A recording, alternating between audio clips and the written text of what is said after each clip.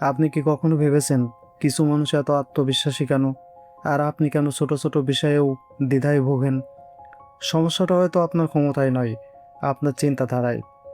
বেশিরভাগ মানুষ মনে করে কনফিডেন্স জন্মগত ব্যাপার, কিন্তু বাস্তবতা হলো কনফিডেন্স কমে যায় যখন আপনি বারবার নিজেকে অন্যদের সাথে তুলনা করেন।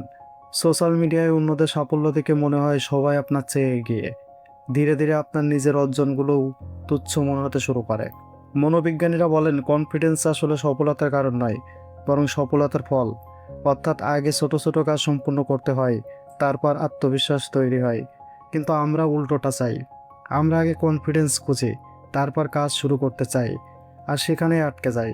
কনফিডেন্স বাড়ানোর সবচেয়ে কার্যকর উপায় হলো ছোট ছোট জয় তৈরি করা। প্রতিদিন একটি কঠিন কাজ শেষ করুন।